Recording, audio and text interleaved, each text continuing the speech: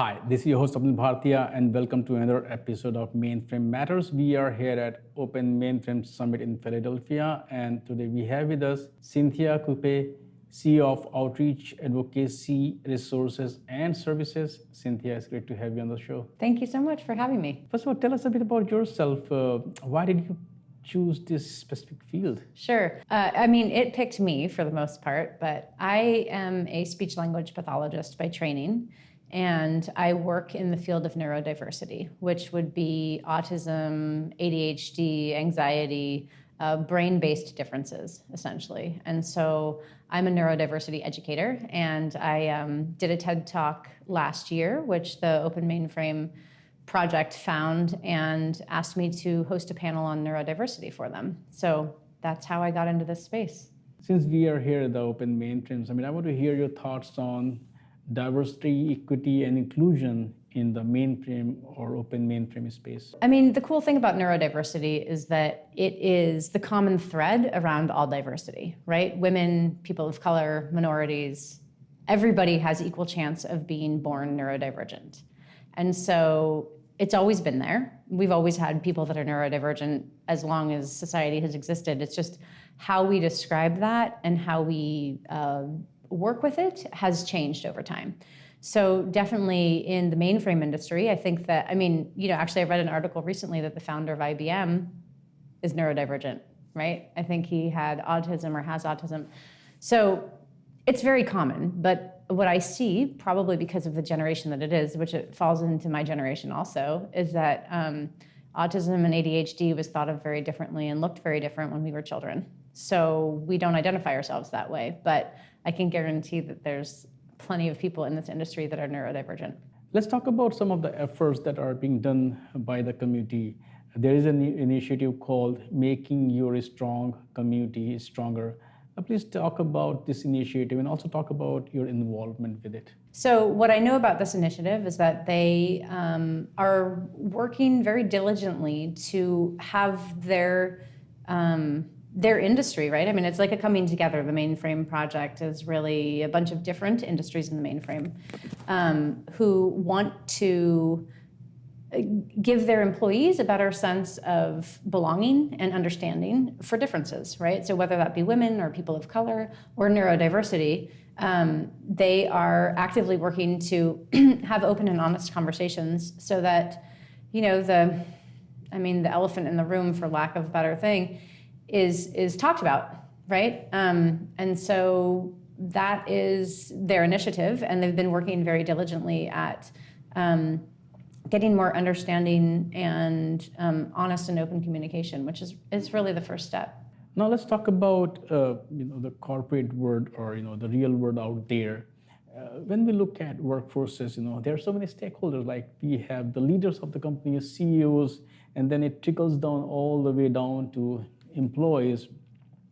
Now, when it comes to diversity, inclusion, equity, everybody plays a certain role, employees and CEOs. So it could be trickle up or trickle down the way you look at it. Sometimes the leaders of the companies, they can set tone, and that defines the whole company. That's where managers cannot do much.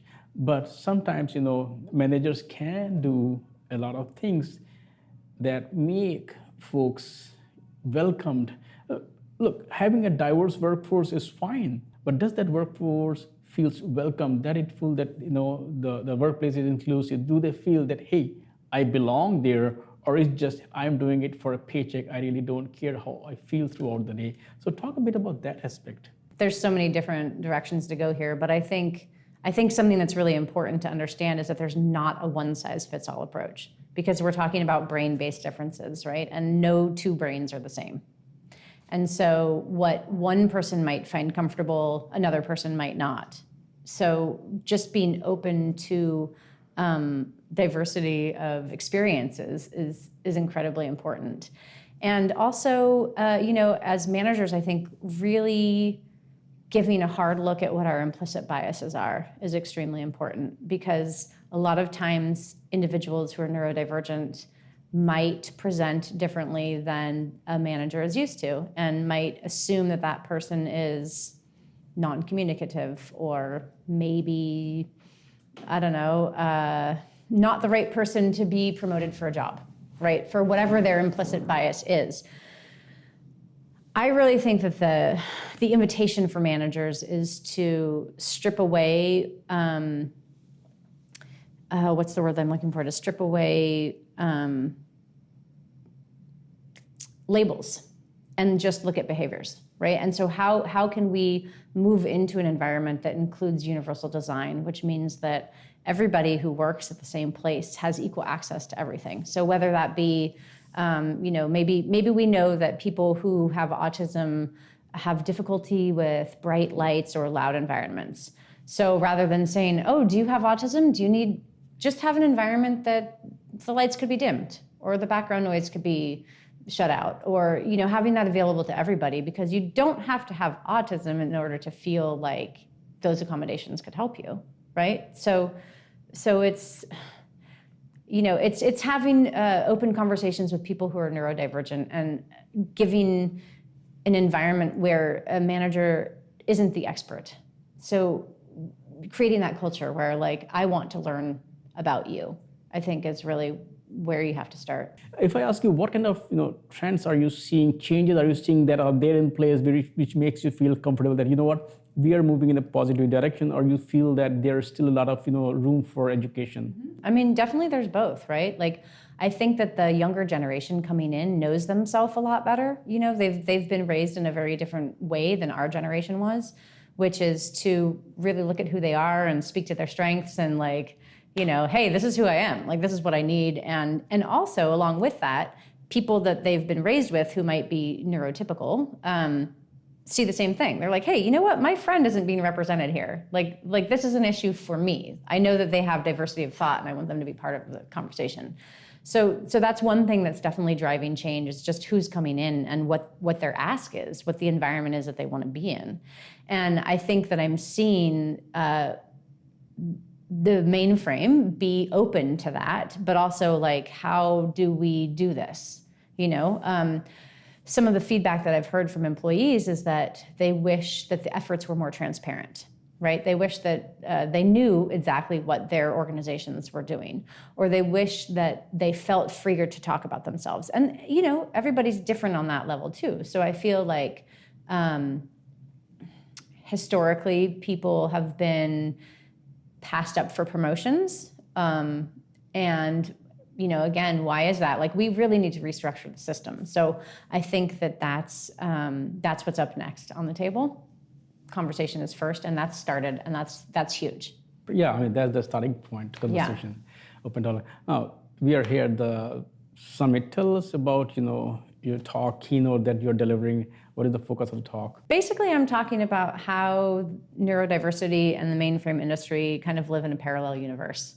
And so the issues that the mainframe is facing is really the same issues that people who are neurodivergent are facing. And what can we do so that we can speak to our strengths and the best of our abilities, and also compromise going forward so that we can live in a world together. It takes both. It takes all of it, right? So talking about how we can do that together. I also want to talk about something which may or may not be specific to the tech industry, or maybe it is specific to tech industry, because I have met a lot of creators of open source projects or other projects which are at the autism spectrum. And the problem is that in most cases, they are brilliant folks, but they do not know how to socialize. They don't know how to communicate with others. And that project kind of creates a safe place for them where they can be themselves. But the challenge is sometimes their behavior is seen not normal. It's like, hey, they're not social enough. Hey, they're toxic. And the problem is that's not their fault. They just don't know how to interact socially. So sometimes what can you do? You can say, hey, you kick that person out of their own project, or just tolerate that toxic behavior.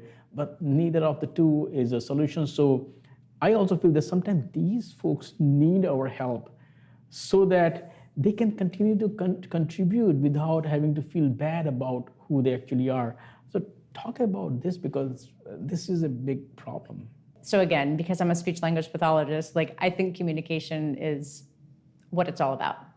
So that's a label, right? If we're saying this person is toxic, this person is this way, this person is that way, we're labeling them. We're not looking at what's underneath.